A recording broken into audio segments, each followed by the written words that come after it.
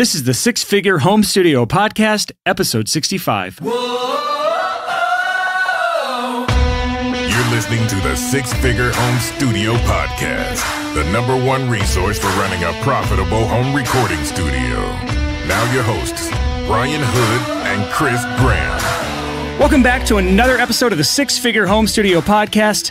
I am here with my co-host, Chris Graham. How you doing today, Chris? I'm good, man. How are you? I am doing awesome, man. And I'm also here with our guest, Mr. Chris Greenwood. I've got two Chris's here. Chris Greenwood, how you doing today, Chris? Doing absolutely incredible, my friend. For those who don't know, Chris Greenwood, he's an artist who goes by the name Manifest, and he runs a website called Smart Music Business, smartmusicbusiness.com. And Chris, his entire platform is essentially what the Six Figure Home Studio is, except for musicians. So we teach recording studios how to run their businesses. Chris teaches musicians how to run their business as well. And so our hope today was to bring Chris on to the podcast to help give us some ideas of how we can help artists develop. And the whole thought process behind this is this. As home studio owners, when our artists succeed, when the people that we produce succeed, we also succeed. And so if we can do anything in our power to help our clients succeed in their businesses, they're going to come back to us more. They're going to get our name out there more because our music that we recorded is out there being listened to. And that is going to do nothing but good things for our business. So Chris, welcome to the podcast. Thank you for taking the time here to chat with us. Yeah, super stoked to be here, man. We're chatting like 2 weeks in a row here, so it's going to be great. Yeah, so Chris was here in Nashville recently for a real estate event. Chris also is into real estate. So he and I got to meet up down in Franklin, Tennessee for lunch, and it was awesome to see that. It's going to be weird. I got two Chris's here. When we interviewed Graham Cochran, we had two Grahams, basically. Oh. So I know. So I'm going to have to get used to this. But Chris, before we started really rolling here, we started talking about the importance of networking to create contacts within the industry. And I would like you to kind of start there, and we can go from there when it comes to how we can help artists succeed in today's music industry. Yeah, well, first of all, I kind of want to give all you, studio owners a little bit of jab because you guys kind of got the better end of the deal here. And us artists, sure, we get all the glory in touring, but we're the ones who have to drive through the night and promote your songs. Well, you get to collect on the publishing and any points that you got. So I just want you to know you guys suck. No, just kidding. Well, hey, there's a lot of truth to that. Like when I started the studio in 2009, it was kind of after realization towards my last tour as a touring musician that the only people that really make money in the music industry, at least back in 2009 when I got started, the only really people that make it are the ones that are not making the music. So either producers make money, tour managers make money, our merch guy made more money than us. Labels tend to make money sometimes, maybe not back then. And booking agents make money, but not the musicians themselves because man, we weren't making much money back then. Yeah, it's crazy, man. But you know what? I got to see the world and all that stuff, and it was great. I used to just joke around with one of my producers. We went and toured Japan, and I was trying to get him to come to Japan, and he was like so focused on his craft. And you know what? It definitely paid off for him. Let's jump into that contacts thing like you're talking about. And, when we were talking even before then, I was just like thinking, okay, like how can a producer really, or engineer, studio owner help artists? And the first thing that came to my mind was contacts and your network. And maybe you've heard it before that your network equals your net worth. The more people you know, the more things that you can plug into. And I remember when I was recording with one of my producers, obviously I wanted to work with him because he had results. He had hits already, and so I knew I was so confident that by working with him, I knew I would get a great song. Number one, I was so confident, like when I go to a dentist to get a cavity, I know I'm going to get out of there with my cavity filled. Like that's how confident I was. But then it got to the point where we had these songs done. It's like, okay, well, what are we going to do with them now? Like we need to get him out there. He didn't want to spend all his time just recording all these songs and them not working for him. And so he connected me with a buddy that he knew that was some A&R guy, and we started shopping the record. So we actually started shopping the record. And that's probably one of the only producers that did that. And that wasn't just to little indie labels. It was like major deals. That was an absolutely huge asset. But, he wouldn't have had those contacts unless he had been working with artists for a while and he was also out there meeting people, getting to know other people, or else that wouldn't have been a thing for me. So that added a lot of value as far as a producer. I'm really pumped that we're having this conversation, because I've been looking at your course materials a little bit. And I think for our industry as sort of the behind the glass guys, so to speak, at least 80% of our issues from a business owner's perspective come back to the fact that artists, that musicians are having a hard time figuring out business. They're having a hard time making a living. And what's interesting about this is we have a saying on this podcast that one of the biggest lies in our industry is if you build it, they will come. This idea that, hey, if you just do something good and you're passionate, that's all you need, and then the world will beat a path to your door. And that is, and I'm sure you agree here, is just absolutely not the case. There's so much more that goes into getting what you've made out in front of people and building a fan base. And this lie that affects, the behind the glass industry so much, I think affects the musician industry even more. This idea that, hey, we made this and the world now owes us something because we worked hard in the studio and wrote some songs and recorded. Yeah, nobody cares. And I'll share the story on that, the back half, because we did have label interest because of my producer and stuff. And me, the artist that wanted to rush and kind of took some bad advice, went and rushed and went and signed with an indie label as opposed for waiting for this huge opportunity that could have presented itself. And I'll even just share this, that I thought that I was the golden, ticket, and I had the golden touch. And that record did end up blowing up, and to an extent it sold it's probably done over 100,000 records now. But I ended up kind of just thinking it was me when it was actually the producer who really made the stuff. So that might be an interesting thing too when I think about, because dude was super humble and stuff. Yeah, he's killing it. I guess that's another question too. How do you keep your artists? And because at the end of the day, it is their career, right? And you can only give so much input without them, going off. And I've also heard the stories where, a producer does go and makes the band, and then they go and write with somebody else and it's not as good as record. And then they kind of come crying back. And I think, for a producer to bring that value and keep that relationship is just keep dropping hits and being cool to work with, obviously, too. And then, not only as labels, I think we can go as far as, music supervisors to get for TV and film.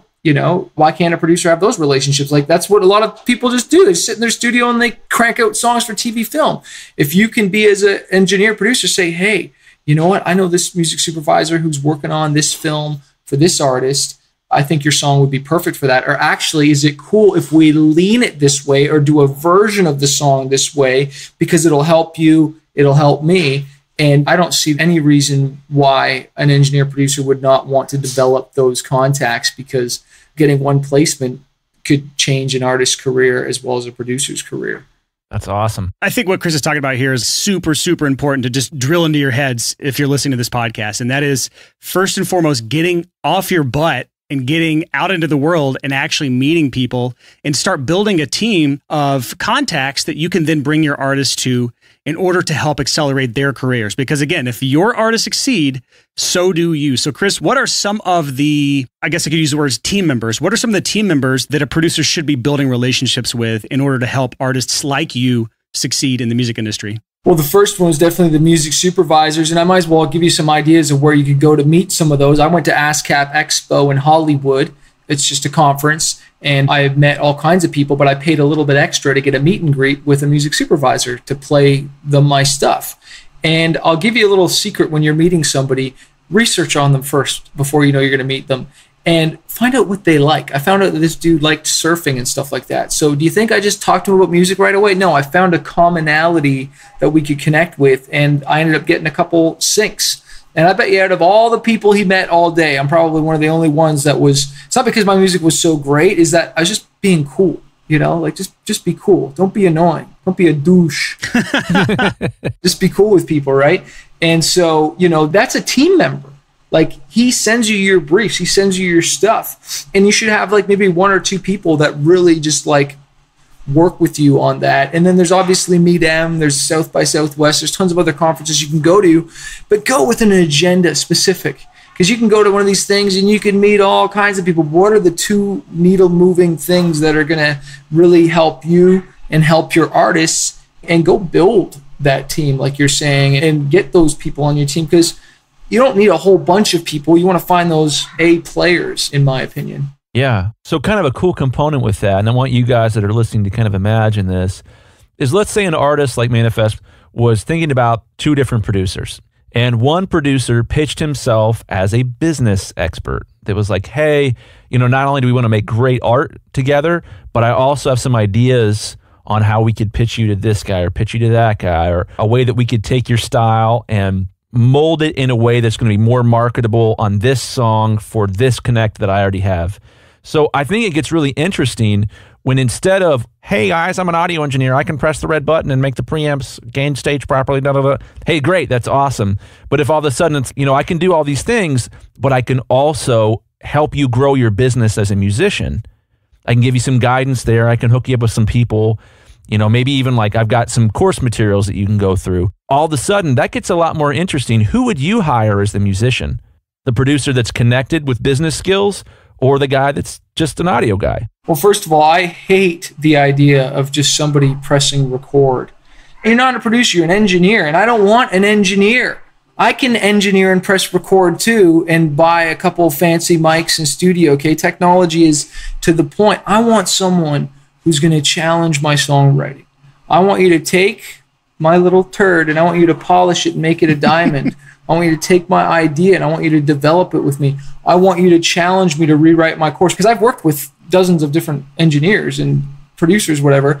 The ones that don't challenge my songs are normally the worst songs, okay? Because they're just my ideas, and it takes a team to make a great song. So I think that, like, sure, we're talking about network and all that stuff, but just developing those songwriting skills and pushing the artist. And some artists don't want to be pushed. I don't know why they would. Maybe they just think they're God's gift from heaven and their songs are already great. But, in my experience, songs that were challenged or rewritten or worked on, those ended up being the better songs. And I knew those were the producers that really cared and they're with me and helped carry the song, because like until I got comfortable in my skin and became a good songwriter, I think what some things, I've never talked about this before, but engineers don't realize is that you're the one who's kind of carrying the session.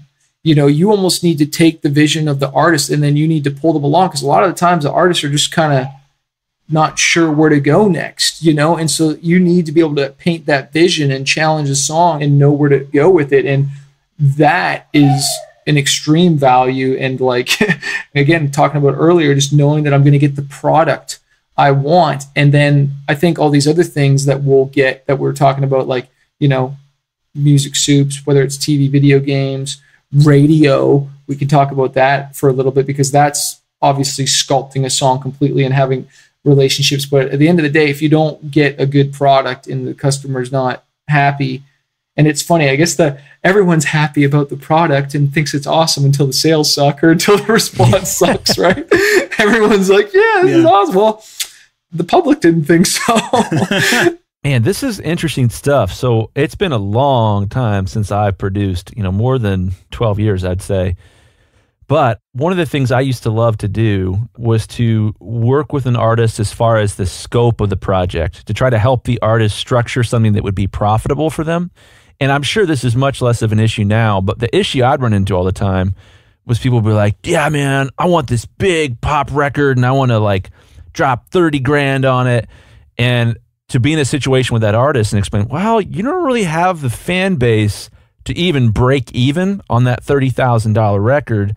Let's talk about maybe an EP, or let's talk about a record that's got more of a program vibe than, like a full band thing. But helping the artist as the engineer, but as the producer, also figure out, how do we make you a product that you're going to make a profit on?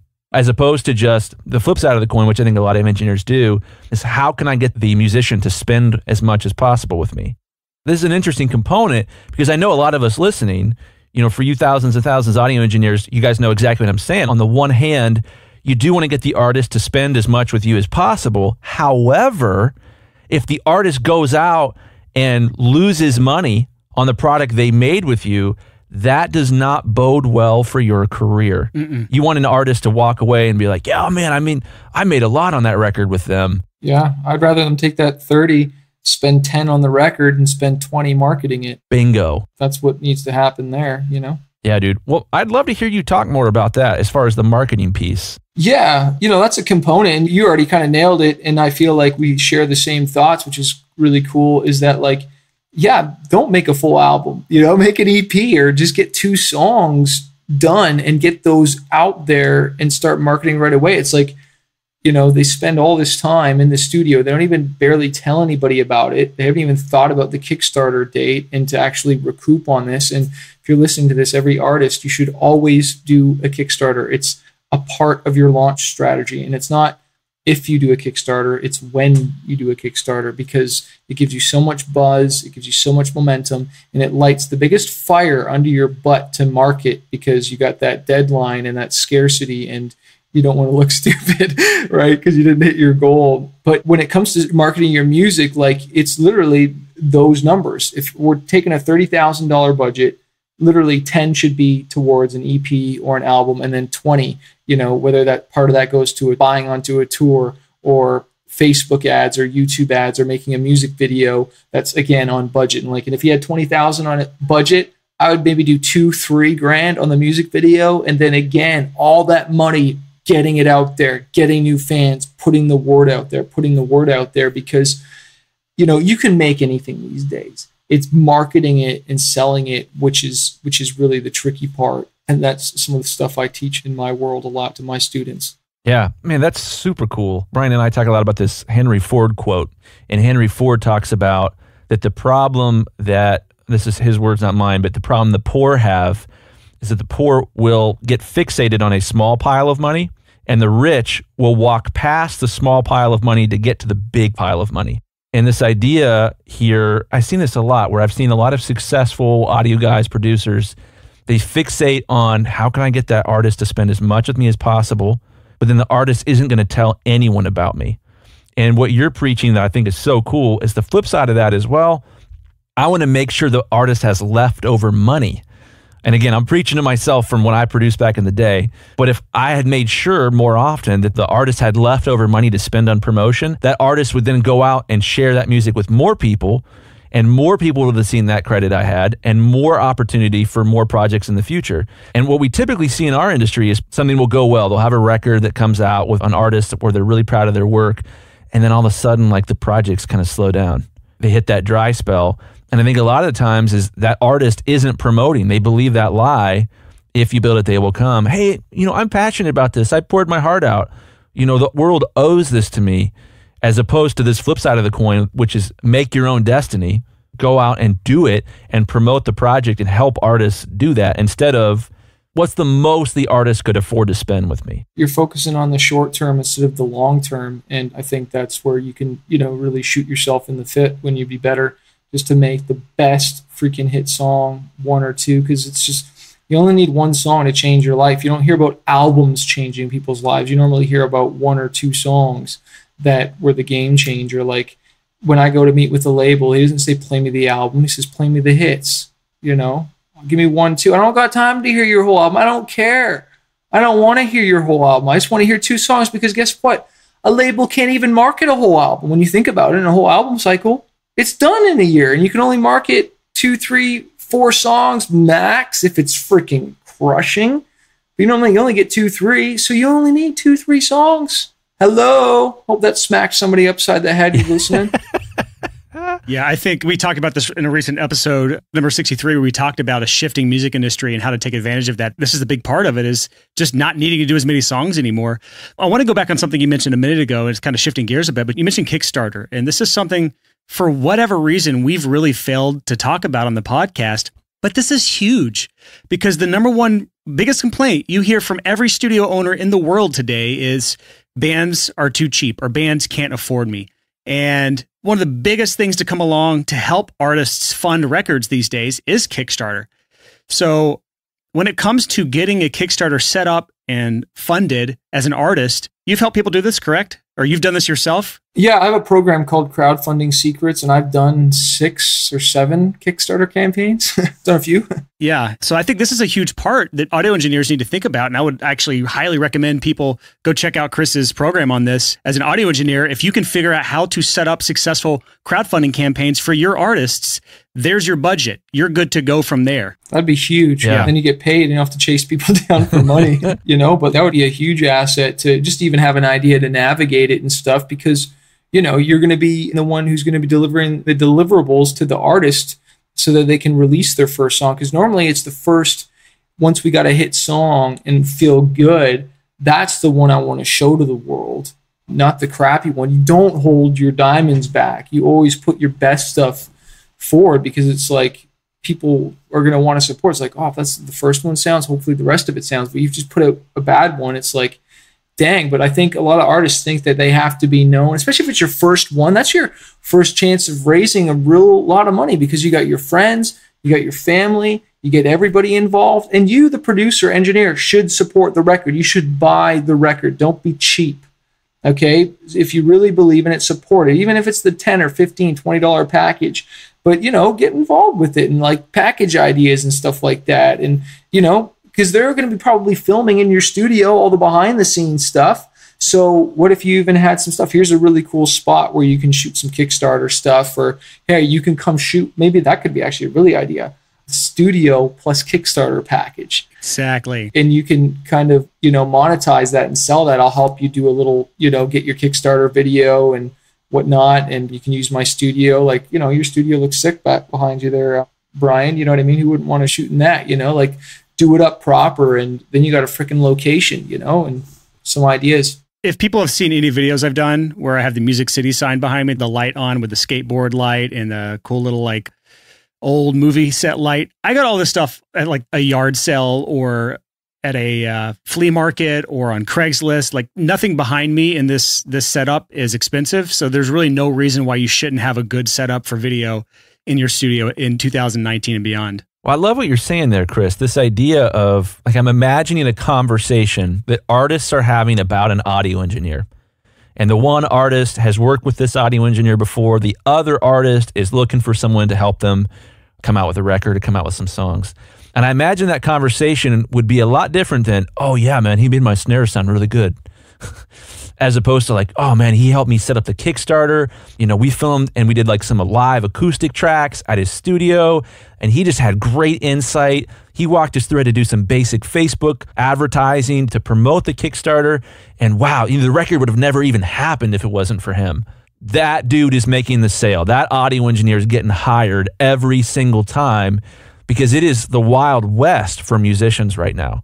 They don't have any clue how to exist in this economy and to exist in this business. And it's the best time to be alive in it too. I think one of the biggest takeaways, honestly, is being able to facilitate multiple areas of the artist's success, not just the record itself. As a producer in 2019 and beyond, I just think this is going to be a huge part of having a successful business, is understanding all of these aspects, so that if you can't at least help, you at least understand, so you know what their struggles and what their next steps will be. Chris, thank you so much for joining us on this interview today. Where can people go to find out more about you and what you've got going on? Yeah, and just because we've been talking about it so much, I have a free book that I've been giving away, and it comes with a video course, and it talks about how to market your music, and it even gives you the 4 phases for hitting the Billboard charts. And guess what phase 1 is? I don't know if you'll be able to see that, but it says crowdfunding. That is the very first step. And you just go to smartmusicbusiness.com/free book to get that. Just cover the shipping and we'll send you the book and the course. But that'll help you with the 4 stages of your launch, because, you know, that's really what it is. And yeah, I just want to say thanks so much for having me on, and love your stuff, man. Love your webinar training. I had someone the other day actually say, he literally went detailed about how you helped him find artists to work with on Bandcamp and stuff like that. I don't want to give away your thing, but I was like, that's my bro, man. So that was kind of cool. So cool connect. So love what you guys are doing, man. Thanks, man. Awesome. Good hanging out, Chris. Yeah, man. So good to meet you.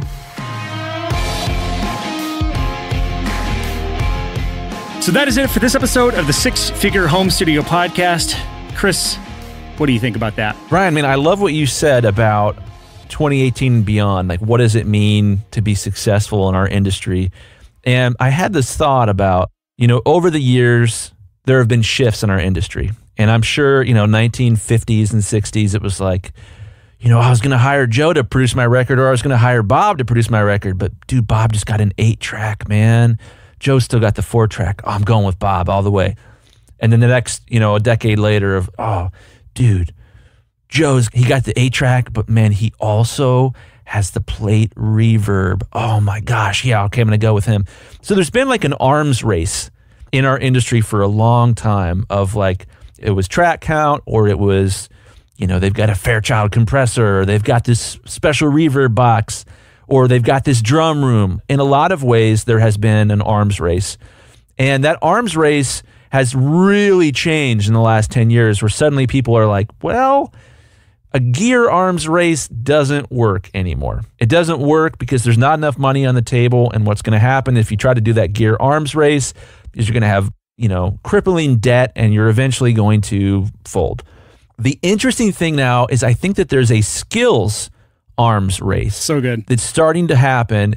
That's this idea of, like we were just talking about, of, well, Joe, who is a vampire and he's always young and he's still producing 70 years later, Joe has figured out Kickstarter, or Joe has figured out how to do video and audio together well, or Joe has figured out the whole Bandcamp thing or the whole Patreon thing. There's this skills arms race where, yeah, you have to have a niche, but you also have to have a unique selling proposition, a unique value proposition, a couple different ways to say that, to be able to pitch to your artist and say, you should hire me because I am the best at fill in the blank.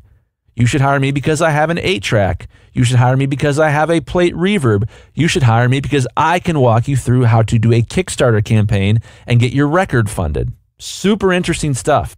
Yeah, I think it's just like we talked about with the interview with Chris, it's just going to get more competitive because you have to learn these things in order to differentiate yourself from the crowd. It's not even just about audio skills anymore. It's not just about finding your own sound. It's not just about knowing how to do all of these audio tricks. It's not even just about social skills now.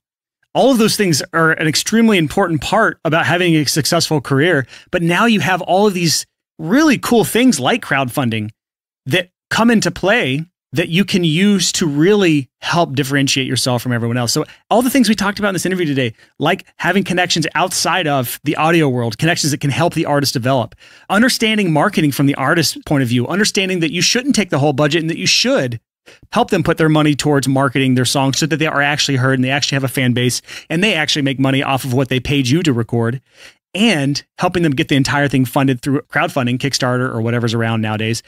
All of those things are such a valuable thing to know as a producer that alone could help make or break your career. Yeah. Just understanding those skills. And honest to God, like, I can't believe I've gone this long in my life without really understanding all of those things, because, man, if I'd have known this stuff right as it happened. How long's Kickstarter been around, Chris? Probably 2009, I would guess. Yeah.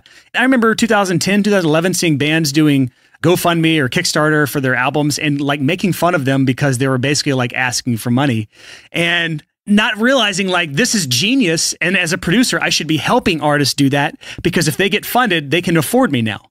And to go my entire career without thinking about that is just idiotic to me. Yeah. Well, I think there's a temptation as an audio engineer to hear what we're saying and be like, oh, it's the golden age is over. Oh, woe is me. Oh, I think there's a temptation to do that.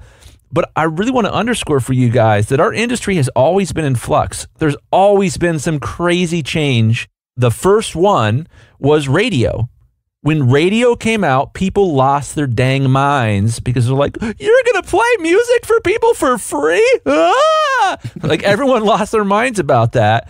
And it didn't ruin things. There was a transitional period and then the things leveled out and it got awesome again. We're in one of these transitional periods right now. And the thing you have to remember, I'm going to date myself here, but back in the 90s, the way you found out about a new band and the way the band made money was I or anybody else would be in a car with their friend and their friend would pop a CD in the CD player and say, dude, listen to this song.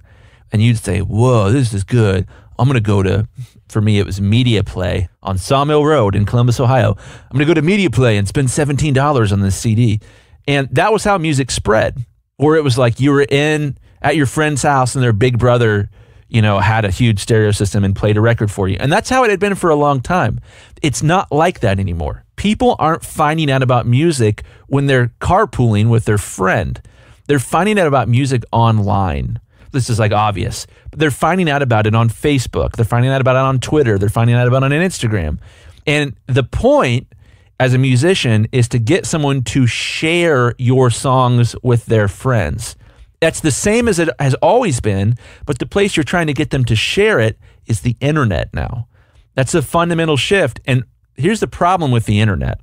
It didn't cost you anything to get Sarah to share a CD with her friend Jenny back in the day, but it was a one-to-one relationship, and it was through many interactions like that a record would spread and go viral. Now, you have gatekeepers. You have Facebook, you have YouTube, you have Twitter, you have Google, you have all these different players who own the interaction between friends sharing music. And if Facebook wants to bury your post about your favorite CD or about the project that you just came out with, they will. If you're saying, hey guys, listen to this record I produced, and it's not getting any interaction on Facebook, then Facebook doesn't want to share it with all of your friends. And this is something we have to understand, that the world's different now. And, case in point, like when tape players came out, you had to learn all kinds of stuff to be able to operate a tape player. You had to learn how to bias the machine, which is a mystery to me. You had to have a magnetic wand that you spun as you approach the tape machine to get it biased correctly. It was crazy. That was a new skill that audio engineers had to learn in order to be successful at a certain point in history. Before that, it was, hey, if you want to be a successful audio engineer, you got to know how to press vinyl. Well, you have to know how to cut vinyl. And if nobody in your studio knows how to cut vinyl, what's the point? So there was a certain skill you had to learn to be successful. And what we're saying is that maybe the next skill that you have to learn to be successful has something to do with digital promotion and marketing. Yes, I agree with that. And it's just like any other time in a transitionary period in our industry, if you are the one who refuses to adapt and change with the times, you are the one that gets left behind. And no matter what period you're talking about in the history of audio engineering and home studios or recording studios or commercial studios, no matter what period you're talking about, that has always been the case. You either adapt or you die off. And for some, it'll be a slow, painful death where you're slowly trickling money away until you file for bankruptcy.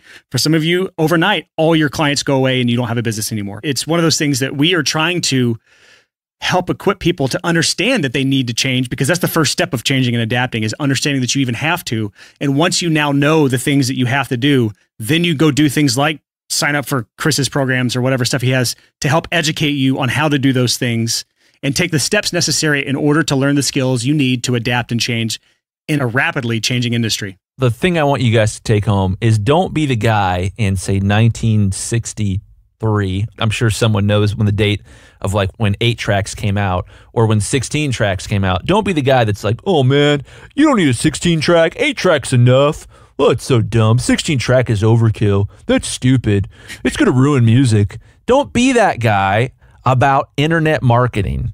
Don't be that guy about Spotify. The successful people lean into the change and they help it come. And they ride that wave like a surfer, back to Chris's reference to surfing. They ride that wave all the way home. Don't just be out there in the water just like, no, this wave is... We have to lean in. And if that's the only thing that people take away from our podcast, is that you have to lean into the technology, but you also have to lean into treating your career like a real business, obviously. And also treating your client's business like a real business. Yeah. So I love that, man. I really wish I could go back in time to Chris Graham, the producer, back in the early 2000s and explain, dude, the goal is not to get the artist to spend the most money possible. The goal is to have enough artists to be able to do this every day. And to do that, you have to make sure that the artist is going to promote once they're done. Yeah, I think that's really the take home here, is having the ability to not only put yourself in the artist's shoes, but to help the artist achieve the goals that they are trying to set out to achieve. And if you can do that, it's not only going to add value to the artist that you work with, it's also going to help your studio and your entire career out for the long run. So I think that's about it for this episode. Just real quick, I want to apologize for how short the interview was. We just had some scheduling stuff that came up and had to cut the interview short, but I think we really had a lot of good breakthroughs of things that we really need to be thinking of as audio engineers. Next week, we're going to be recapping our time at NAMM. We just got back from that. We are doing an episode on the future of gear for home studios and the power of networking. So very good episode next week. Looking forward to that. Until next time, thanks so much for listening and happy hustling. Whoa.